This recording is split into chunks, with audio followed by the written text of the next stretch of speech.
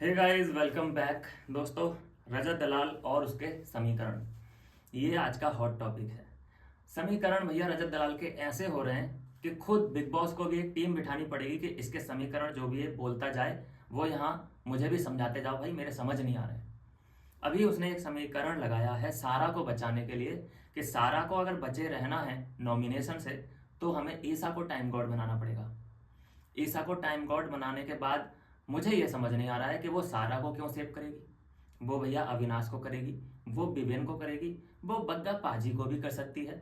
लेकिन ये रजत दलाल क्या सोच रहा है कि ईशा को अगर मैं टाइम गॉड बना देता हूं तो वो सारा को सेव करेगी। आई मीन क्यों? ऐसा क्या रिश्ता है? मुझे नहीं लगता कि ईशा सबसे पहले सारा को सेव करेगी, जबकि इनकी तो जानी दुश्मनी है वहां पे।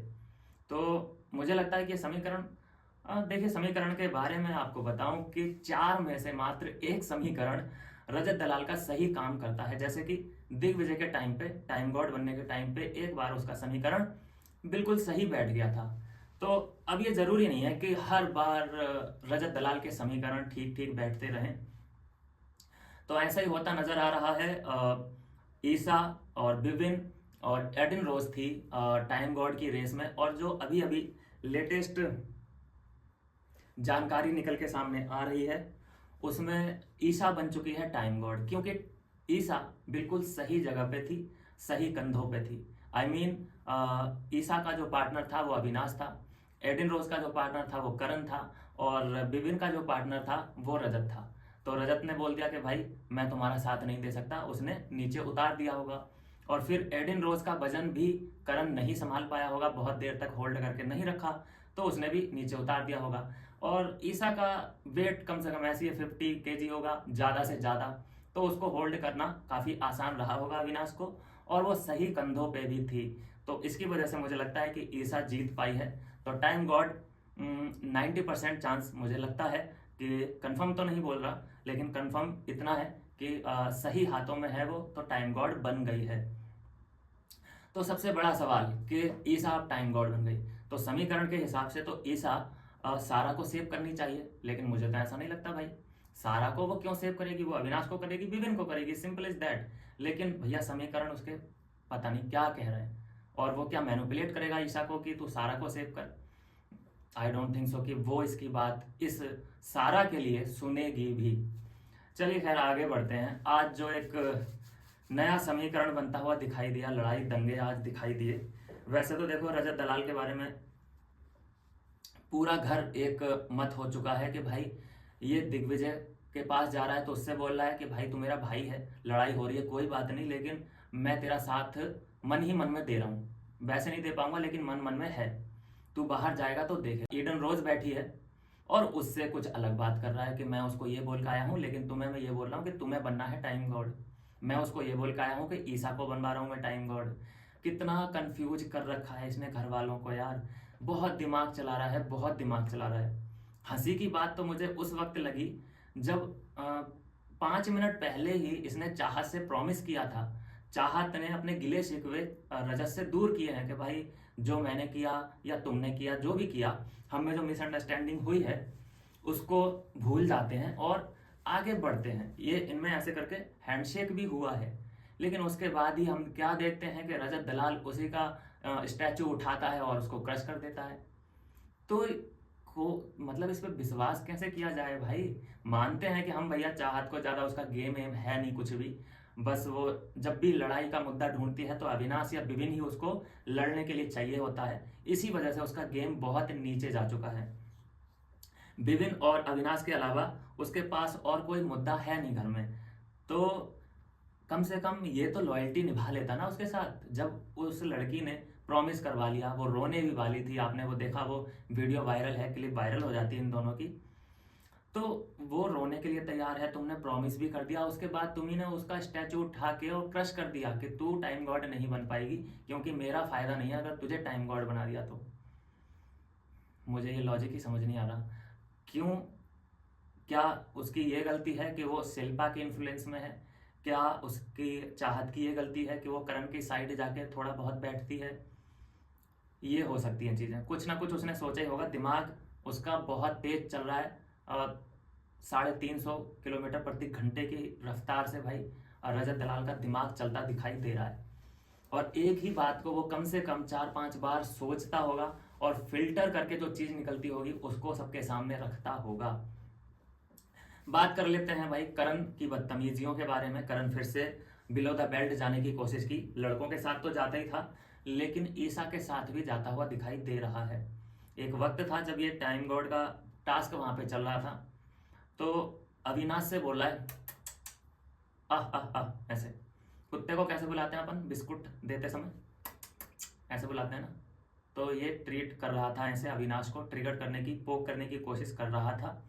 इतने में ही वहां पे ईसा भी थी और ईसा ने भी यही इशारा किया इसको। जब एक्शन का रिएक्शन तो होना चाहिए ना, अब ये मत बोलना कि उसने भी तो किया। भाई सबसे पहले तो उसने किया ना।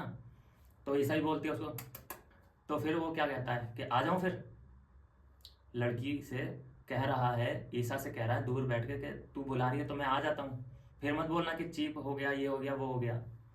तो ये सोच सकते हैं इसकी कि ये जब तक किसी को कुछ भी कर रहा है, ऐसे कर रहा है, वैसे कर रहा है, कुत्ता बोलने की कोशिश कर रहा है, बाप बोलने की कोशिश कर रहा है, तो वो फेयर है इसके लिए, बहुत बढ़िया कूल लग रहा है ये। और जैसे ही वही रिप्लाई कोई और कर दे तो इसके कहाँ कहाँ आग लग जाती है, कोई सोच भी नहीं सकता। आज करणवीर एक मुद्दे पे लड़ता हुआ दिखाई दिया, उसको बोलते हैं कि असली फाइट और मुद्दों पे लड़ाई। जैसे आज फूड का मुद्दा था कि चावल तुमने क्यों बना लिए, दाल वाल, वो वाला सीन था जो भी था, उसमें ज़्यादा घुसते नहीं अपन। लेकिन आज पहली बार मैंने इस सीजन में देखा है कि किसी मुद्दे पे लड़ रहा है बिना पर्सनल जाए। सारा से जो लड़ाई कर रहा था फूड के पीछे, वहां से अपने बिस्तर से उठ के आया है और किचन में आके उससे प्रॉपर लड़ाई कर रहा है, ठीक है, बिना पर्सनल जाए। तो इसको बोलते हैं कि प्रॉपर वे में लड़ाई करना। लेकिन ये अविनाश और विपिन के साथ कुछ अलग लेवल की लड़ाई करना चाहता है, पर्सनल जाना चाहता है, उन्हें अंदर तक टीज करना चाहता है। वो लड़ाई किसी को पसंद नहीं आती। मुद्दे पे आज ये पहली बार मैंने देखा इसको। चलिए, श्रुति का आज बहुत ज्यादा तिलमिलाई हुई दिखी। श्रुति का भैया बहुत तगड़ा प्रॉब्लम है और वो प्रॉब्लम ऐसी है कि सॉल्व नहीं हो सकती। उसको ये लगता है, वो चाहती है चुम को, चुम चाहती है करण को, करण चाहता है चुम और शिल्पा को, लेकिन श्रुतिका को इन तीनों में से कोई नहीं चाहता। लेकिन ये बात श्रुतिका को भी पता है कि हाँ ये तीनों मेरे को नहीं चाहते। तो फिर तू क्यों घुस रही है उन तीनों में? इतनी सी सिंपल सी बात इसको समझ क्यों नहीं आ रही है भाई? जो चुम है, चुम की प्रायोरिटी करणवीर है, करणवीर की प्रायोरिटी चुम है। तो तुम्हारा क्या काम है मेरे अंगने में? तुम्हारा क्या काम है? ये वैसे तो समझदार है, हर चीज को फिल्टर कर लेती है, हर चीज को समझ जाती है। कोई स्माइल भी कर दे तो उसके 10 मतलब ये निकाल सकती है। लेकिन इसको एक सिंपल सा लॉजिक समझ नहीं आ रहा है कि भाई वो तुझे अपने ग्रुप में नहीं चाहते। वो तो अच्छा है कि वो तीन है भैया, मैं भी अगर उधर होता ना इनके ग्रुप में करण वरण के, मैं भी श्रुतिका से बहुत दूर रहता भाई। आपने देखा होगा इरिटेशन लेवल क्या है इसका। बोलने पे आती है तो क्या बोलती रहती है, बोलती रहती है, बोलती रहती है। इंजन एक बार स्टार्ट हो गया तो बस एंड होने का नाम नहीं है, किसी भी कन्वर्सेशन का एंड नहीं होता है। आज मैं पहली बार चुम दरांग का भैया समर्थन करता हूं। जो उसने किया बिल्कुल ठीक किया। एक बार इसे डोज मिलना बनता था। इसे समझ में आना चाहिए थी कि होता क्या है किसी को इरिटेट करना। ये समझती है कि मैं लाउड बोलूंगी, मैं बोलती रहूंगी तो अपने आप को सही साबित कर दूंगी। ऐसे कैसे भाई? वहां पे देखो, चुम को क्या होता है कि हिंदी बोलने में वो फ्लुएंटली हिंदी नहीं बोल सकती। वो तोड़ मरोड़ के छोटे छोटे वर्ड में अपनी बात रखती है, जिसकी वजह से उसकी आवाज कहीं ना कहीं उधर ही दब के रह जाती है। लेकिन ये इतना बढ़िया करके बोल रही है हिंदी, और आवाज इसकी इतनी तेज है, इरिटेटिंग है, जिसकी वजह से जो चुम की हालत है वो बहुत खराब हो गई। वो उसने भैया अपने कानों पे हाथ रख लिए कि भाई ये चुप हो जाए तो अच्छा है। और मैं कसम से कह रहा हूँ, फीलिंग मेरी चुम के साथ थी कि वाकई मुझे इरिटेशन होने लगी थी उसकी आवाज से। कह रही है calm down Shrutika, calm down Shrutika, calm down Shrutika, calm down Shrutika. लेकिन श्रुतिका कहाँ सुने भाई? श्रुतिका समझती क्या है, करती क्या है भाई? बहुत इरिटेटिंग है यार, बहुत इरिटेटिंग पर्सनैलिटी है। और ऐसी इरिटेटिंग पर्सनैलिटी को बिग बॉस ढूंढ ढांड के लाते हैं कि एक तो चाहिए जो किसी को इरिटेट कर सके। आज पहली बार मुझे करण पे, चुम पे और शिल्पा पे दया आ रही थी। जब जब ये श्रुतिका की आवाज सुन रहे थे, भाई इतने दिन झेल भी लिया इन तीनों ने श्रुतिका को, अदरवाइज कोई इसको ना झेले। गई थी उधर भी, ट्राई करने गई थी अविनाश के ग्रुप में भी, कुछ नहीं बन पाया। वो समझ गया अविनाश पहले कि क्या है इसका सीन। तो भाई पहले तुम इस ग्रुप में थे, फिर अविनाश के ग्रुप में जाके ट्राई किया, और उसके बाद फिर इधर आ गए, तो तुम्हारा कुछ नहीं है, तुम बेकार इंसान हो। थाली के बैंगन भी अच्छे होते होंगे तुमसे, तो तुम थाली का बैंगन तो हो लेकिन सड़ा हुआ हो।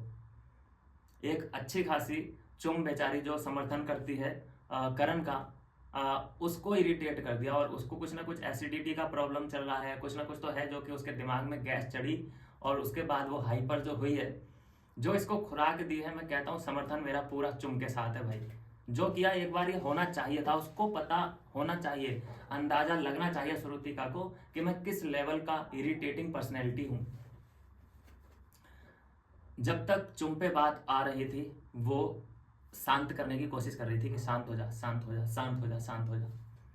इवन कि वो सबको अलग अलग लेके भी जाना चाहती थी, करण को भी वहां से हटा रही थी हीट ऑफ द मूवमेंट से, लेकिन वहां पे शिल्पा ने रोक दिया। साफ साफ मैंने देखा है कि शिल्पा ने रोका है कि नहीं, होने दे लड़ाई, मत लेके जा करण को, क्योंकि वो चाहती थी कि जो मतलब जो शुरू हुआ है ये खत्म हो जाए। ऐसा ना हो कि ये हम जाएं यहाँ से लड़ाई छोड़ के, और ये श्रुतिका पीछे पीछे हमारे बेडरूम तक आ जाए। तो वहां पे छोड़ दिया। जब करण को उसने उल्टा सीधा बोलना शुरू किया है, और फिर एक टाइम पे उसने बोला कि अच्छा तू करण को डिफेंड कर रही है, करण की गलती नहीं है, मेरी गलती है, ठीक है मैं अपनी गलती मान लेती हूँ। तो यहाँ से वो और ज़्यादा ट्रिगर्ड हो गई, इरिटेट हो गई चुम। और उसके बाद वो अभी अभी जो ताज़ा तस्वीर आई थी लास्ट में, वो बाथरूम में जाके बंद हो गई है, और उसने अपने आप को लॉक कर लिया है। और एक लड़की ने, शायद यहाँ पे यामिनी थी या फिर एडिन थी, उसने देख लिया है, और वो जरूर जाके उधर बताएगी घर वालों को कि भैया वो रो रही है, जाओ उसको चुप कराओ। तो शिल्पा जी आएंगी भागी भागी, जो दिखाई दे रहा है, और वो समझाने की कोशिश करेंगी। पीछे से आ जाएगी श्रुतिका, और श्रुतिका आके ये कहेगी जब तक शिल्पा है चुम के पास, तब तक चुम को कोई परेशानी नहीं हो रही। लेकिन श्रुतिका के एंटर करते ही वहां पे जो नेगेटिविटी है ना, वो 4-5 गुना ज़्यादा बढ़ जाती है। तो वो आती है और ऐसे खड़ी हो जाती है, पास में नहीं जा रही चुम के, क्योंकि उसके आसपास और लोग भी हैं, तो उनको वो बर्दाश्त नहीं कर पा रही है श्रुतिका। तो वो ऐसे खड़ी हो जा रही है और रिक्वेस्ट कर रही है कि प्लीज़ लीव अस अलोन, मुझे चुम प्लीज़, मैं आपसे कुछ बात कर सकती हूँ अकेले में। भाई वो इतने लोगों के सामने तुझे बर्दाश्त नहीं कर सकती, और तू कह रही है कि अकेले में तेरी इरिटेटिंग आवाज़ सुने, ऐसा कैसे हो सकता है। फिर उसने जो आपा खोया है वो इसी वजह से खोया है कि मैं तुझे बर्दाश्त नहीं कर सकती। ये है एक चीज। अच्छा मैं कहूँगा यहाँ पे कि चुम की भी तो गलती है। जब चुम ने इससे दोस्ती की थी तो कुछ देख के ही की होगी। हम किसी के दोस्त बनते हैं तो उसमें कुछ ना कुछ तो क्वालिटी हम देखते ही हैं, कुछ अपनापन महसूस होता है, या उसकी थिंकिंग हमारे से मैच करती है, या हमारी पसंद मैच करती है, या हमारी शक्ल मैच करती है। कुछ तो कॉमन होता ही है, कुछ तो इम्प्रेसिव होता ही है, जो कि हम किसी के दोस्त बनते हैं या हम किसी को अपना दोस्त बना लेते हैं। लेकिन इनमें ऐसा कुछ भी नहीं था। मैं बताऊं दोस्तों, श्रुतिका को क्यों दोस्त बनाया गया है। ये पहले 3 ही थे, श्रुतिका बाद में एंटर हुई है, खाली भीड़ इकट्ठी करने के लिए, अविनाश और विभिन्न के खिलाफ अपने ग्रुप को थोड़ा सा मजबूत बनाने के लिए इन्होंने श्रुतिका को ऐड किया था। लेकिन इन्हें इसके साइड इफेक्ट नहीं पता थे कि भाई ये हमारे एक दिन गर्दन पे ही अपना पाँव रख देगी। लेकिन अब उसके जो हो रहा है भाई, वो झेलना तो पड़ेगा। लेकिन आई होप कि यहाँ से इनकी दोस्ती भाई एंड हो, और श्रुतिका का कम से कम कोई दोस्त ना बने। अगर किसी की अगर श्रुतिका दोस्त बनती है तो वो उससे फिर बातें करना शुरू करेगी, और उसकी आवाज़ हमें फिर से सुनने मिलेगी। माफ़ करो भाई श्रुतिका की आवाज़, माफ़ करो भाई, दूर रहें भाई ऐसी आवाज़ से, कानों में से खून ना निकल आए तो कहना। चलिए बात करते हैं विभिन्न की। विभिन्न अपने तीसरे कार्यकाल मतलब कि टाइम गॉड बनने के बहुत ज़्यादा करीब थे, और सबसे मैं कहूँगा कि लकीस्ट पर्सन घर के अंदर। और ऐसा भी नहीं है कि टाइम गॉड बनने के लिए या इस रेस में भागने के लिए कहीं से फेवर वगैरह मिला हो, जैसे लाडला का एक टैग मिला हुआ है। तो ऐसा भी नहीं है कि बिग बॉस ने कोई ऐसी स्कीम रख दी हो कि विभिन्न को इस रेस में शामिल होना ही पड़ा। अपनी मेहनत, अपने बलबूते वो उस रेस तक पहुंचे। चलो ठीक है, मानते हैं कि टाइम गॉड नहीं बन पाए, लेकिन तीसरे कार्यकाल तक लगभग टच कर ही दिया था टाइम गॉड का टैग। लेकिन कोई बात नहीं, इट्स ओके, सब ठीक है, क्योंकि ईसा बन चुकी है टाइम गॉड। ईसा बन गई मतलब कि विभिन्न बन गया, अविनाश बन गया, कोई डाउट इसमें, शक वाली बात है नहीं। ईसा इतनी क्लियर है अपने रिश्तों को लेकर, वो इतनी क्लियर है कि वो सबसे बोल देती है, चुम हो चाहे कोई हो सामने, कि मैं अपने दोस्तों के लिए बायस हूँ और मैं खुला बोलती हूँ, कोई इसमें शक वाली बात है ही नहीं। अच्छा, रिश्ते बड़े इंपॉर्टेंट होते जा रहे हैं आजकल, और दिग्विजय फंसता नजर आ रहा है मुझे। दिग्विजय को गेम समझ नहीं आ रही है कि मैं किसी को बचा रहा हूँ तो क्यों बचाना चाहता हूँ, मैं किसी को नॉमिनेट कर रहा हूँ या मैं किसी को टाइम गॉड की रेस से बाहर कर रहा हूँ तो क्यों कर रहा हूँ। आज भी एक सवाल पूछ लिया बिग बॉस ने कि आप सारा को बचाना चाहते हैं, किसको बचाना चाहते हैं, पहले तो यही पूछा कि मैं सारा को बचाना चाहता हूँ। मतलब सारा से तुम्हारा क्या है कि सर सारा से मेरा कोई ऐसी बात मतलब नहीं है, रंजिश वगैरह, और वो मुझे कई बारी सपोर्ट करती हैं और मुझे कोई दिक्कत नहीं है, अगर वो टाइम गॉड बन जाएंगी तो मुझे खुशी होगी। जबकि एक सीन मुझे याद है कि सारा दिग्विजय पे चढ़ने ही वाली थी, वो तो इसने हंस के टाल दी, नहीं तो उधर ही इसका बैंड बजा देती। बाहर ये सोफे पे बैठा था और कोई बात हो गई थी, सारा ने लगभग इसके फेस पे आई गई थी चढ़ने के लिए। तो इसके कुछ समझ नहीं आ रहा है कि मैं किसको बचाऊं तो मेरा बेनिफिट होगा और किसको ना बचाऊं तो मेरा बेनिफिट होगा। करण के इन्फ्लुएंस में ये इतना आ चुका है कि करण से भी थोड़ा बहुत इरिटेट होने लगा है ये, क्योंकि जो बार बार सभी लोग बोलते आ रहे हैं, सभी लोग ये बात नोटिस कर चुके हैं कि बोल तू रहा है, लेकिन तेरे अंदर जो दिमाग है, तेरे अंदर जो भावनाएं हैं, वो कहीं ना कहीं करण की हैं, और करण कुछ ज्यादा ही इसके मामलों में इंटरफेयर कर रहा है।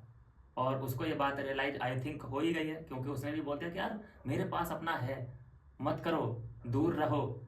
भाई तुझे भी तो करण पसंद है ना, तूने भी तो बोला ही है ना, किससे बोला था, ईशा से, कि मैं अगर घर में किसी को पसंद करता हूं तो मैं करण को करता हूं। तो वहीं पे तेरी थिंकिंग समझ में आ जाती है भाई, वहीं पे तेरी थिंकिंग समझ में आ जाती है कि तेरा गेम किधर जाने वाला है और किधर नहीं जाने वाला। बिल्कुल गलत आदमी इसने चुन लिया है।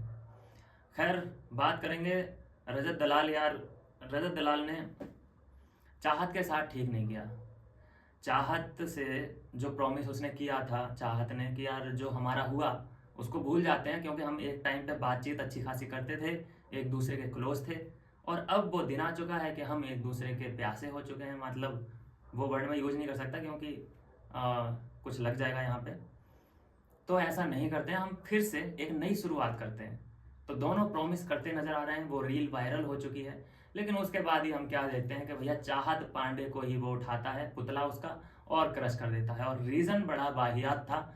रीजन ये था कि रीजन ये था कि मैं अपने लिए कर रहा हूं, मुझे तुझसे खतरा फील होता है, इसलिए मैं तुझे टाइम गॉड से बाहर कर रहा हूं। खैर ये तो उसने बोल दिया, लेकिन इनर फीलिंग उसकी ये होगी कि तू इन्फ्लुएंस हो सकती है करण से, तू इन्फ्लुएंस हो सकती है शिल्पा से, क्योंकि शिल्पा के साथ तेरा बॉन्ड थोड़ा सा क्लोज है और शिल्पा से मेरी बनती नहीं है, तो इसलिए तुझे बाहर होना पड़ेगा। तो ये सिनेरियो कई परतों में रजत दलाल सोच रहा होता है एक ही चीज को, बहुत हल्के में ना लिया जाए उसको। आजकल देखा जा रहा है दोस्तों, समीकरण इतने बन रहे हैं कि हम ईसा, रजत दलाल, विवियन और अविनाश, इन 4-5 बग्गाबाजी पांचवे हैं, इन सभी लोगों को एक जगह बैठे हुए देखता हूं तो मैं हैरान रह जाता हूं। ये समीकरण कब बना, कैसे एक्सेप्ट रजत दलाल को इन लोगों ने कर लिया, क्या ये सारी बातें भूल चुके हैं? ऐसा है क्या? इतनी भद्दी भद्दी गालियां, घर पे जाना, मम्मी पापा पे जाना, वो सब भूल चुके हैं और आगे बढ़ चुके हैं क्या? या सिर्फ ये एक दिखावा मात्र है और जैसे ही इन्हें मौका मिलेगा तो ये एक दूसरे को नीचा गिराने में कोर कसर नहीं छोड़ेंगे? ऐसा हो सकता है, गेम है ये। लेकिन ये बात भाई हजम नहीं हो रही है मुझे कि रजत दलाल इस मंडली में आके बैठा है। आज विभिन्न ने अपनी प्रायोरिटी बिल्कुल साफ साफ बोली, जब ईडन और कशिश को थोड़ा डाउट था। वो डाउट अपना ये क्लियर करना चाहती थी कि यार हम तुमसे बात करते हैं और हम, मतलब तुम हमें अच्छे भी लगते हो, सब बातें ठीक हैं, लेकिन हम तुम्हारी प्रायोरिटी लिस्ट में कहाँ पे हैं? तो विभिन्न ने साफ साफ बोला है कि देखो हम जो 3 हैं ये मोस्ट वांटेड हैं पूरे घर के लिए। अगर हम तीनों एक दूसरे के लिए खड़े नहीं होंगे तो ये हमारी गड्डी बना देंगे। नॉमिनेशन में अविनाश, विपिन और ईसा, कोई टास्क में गड़बड़ या फिर किसी जेल में भेजना हो इन लोगों को तो हम 3 हैं, मतलब बुरी तरीके से हमारी गड्डी बना के रख देंगे। इसीलिए आप समझिए मेरी बात को कि मेरे लिए सबसे पहले हम 3 हैं, उसके बाद आप जानते ही हैं कि आप मेरे लिए सोचेंगी तो मैं भी आपके लिए सोच ही लूँगा। लेकिन जो मेरे जहन में, मेरे दिलो दिमाग में 3 लोग हैं वो मैं हूँ, अविनाश है और ईशा है। तो ये विभिन्न की जो बातें हैं वाकई एकदम जेन्युइन बातें हैं।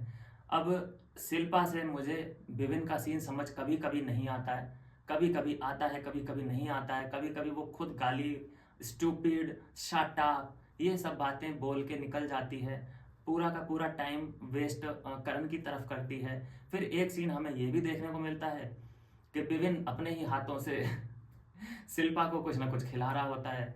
तो थोड़ा सा कंफ्यूजिंग तो है रिश्ता, लेकिन इन सब के बावजूद भी विभिन्न के दिमाग में कोई ऐसी वो नहीं है रंजिश वगैरह शिल्पा के लिए कि बुरा सोचते हों। शिल्पा को बस जस्ट इग्नोर कर रखा है कि ना मैं तुम्हारे साथ बुरा कर रहा, हाँ अगर मुझे मौका मिलेगा कि मैं इन तीनों के बाद अगर किसी का अच्छा करना चाहूँ तो मैं शिल्पा का अच्छा कर सकता हूँ और सोच भी सकता हूँ। और ऐसा ही मुझे लगता है कि शिल्पा का भी यही चांस है, क्योंकि आज भी देखा गया, थोड़ी सी कॉन्वर्सेशन सुनी थी मैंने, तो प्रायोरिटी लिस्ट में अगर शिल्पा किसी को बनाना चाहती थी टाइम गॉड तो विभिन्न का उसने नाम लिया। तो इसका मतलब है म्यूचुअल रिस्पेक्ट है, म्यूचुअल अंडरस्टैंडिंग है। अविनाश को तो खैर ये खौर खा के बैठे हैं, ईशा के लिए खौर खा के बैठे हैं, लेकिन विभिन्न इसीलिए जो स्ट्रेटजी प्लान कर रखी है कि कम से कम दुश्मन खेमे में एक आदमी तो अपना ऐसा होना चाहिए जो कि हमारे लिए थोड़ा सा उसका दिल धड़के। और ये बहुत अच्छा वो मास्टर स्ट्रोक खेल दिया था विभिन्न ने उस दिन, जो शिल्पा को नॉमिनेट होने से बचा लिया। देखो विभिन्न को पता था कि बग्गा पाजी है, श्रुतिका है, कशिश है, सारा है, ये 4 लोग पहले जाएंगे, उसके बाद ही मेरा नंबर लग सकता है।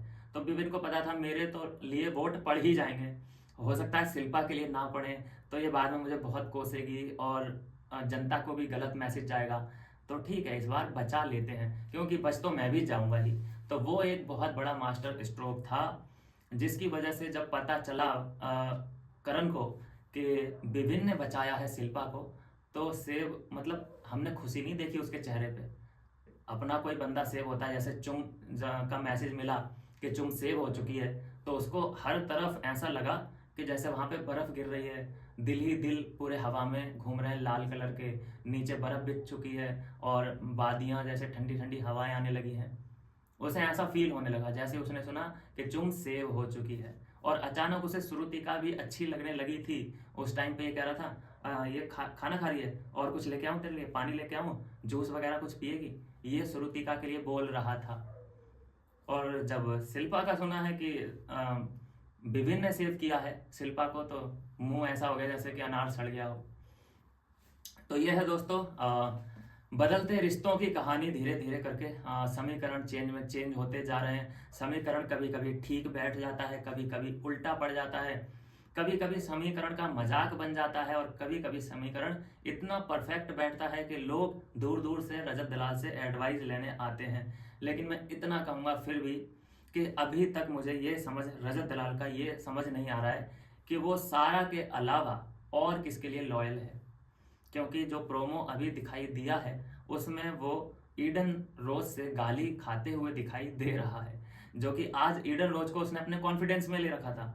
लेकिन जो दिखाई दे रहा है प्रोमो में, ईडन रोज बहुत बुरा भला उसको बोल रही है, 10 मुहा सांप, नागिन, क्या क्या चीजें बोले जा रही है उसको। तो कुछ तो गड़बड़ की है रजत दलाल ने, ऐसे ही नहीं वो भौंक रही है इतना। तो जो भी होगा सामने आता रहेगा। और जो चुम और श्रुतिका का जो एक्शन शुरू हुआ है इस पे कल ब्रेक लग जाएगा, और आई होप कि इन दोनों की दोस्ती टूटे।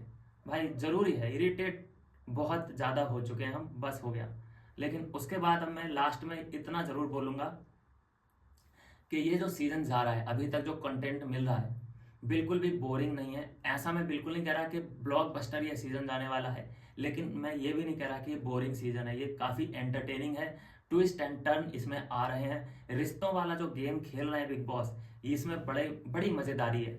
अभी वो फाइट का जो सीन होता है, बिना सेंस वाला फाइट होता है और फाइट होके ख़त्म हो जाता है, उसमें क्या मज़ेदारी, मतलब फाइट एक टाइप, मतलब हफ्ते में 1-2 दिन हो जाए, 3 दिन हो जाए, चलता है। लेकिन रोज़ फाइट रोज़ फाइट रोज़ फाइट, धमकियाँ, उसमें भी मज़ेदारी नहीं थी। लेकिन अब ज़्यादा इंटरेस्टिंग गेम हो चला है, जब अपने ही अपनों से खिलवाड़ करते हैं। और रजत दलाल इसमें बहुत इंटरेस्टिंग पर्सन है, जो बहुत अच्छी भूमिका निभा रहा है। उसका समझ में ही नहीं आ रहा है ऑडियंस को कि भाई अब ये किसका साथ देने वाला है, अब ये किसका साथ देने वाला है। जिसकी वजह से मैं कहूँगा कि 50% जो कंटेंट है वो रजत दलाल की ओर से आ रहा है। जो वो ट्विस्ट एंड टर्न डाल रहा है गेम के अंदर, वो वाकई बड़ा मज़ेदार है। तो दोस्तों, ये है आज का एपिसोड का रिव्यू। क्या कहना है आपको श्रुतिका और चुम की लड़ाई पे? किसके हैं आप दीवाने, और कौन है आपकी फेवरेट? कमेंट कर सकते हैं। मिलता हूँ नेक्स्ट वीडियो में।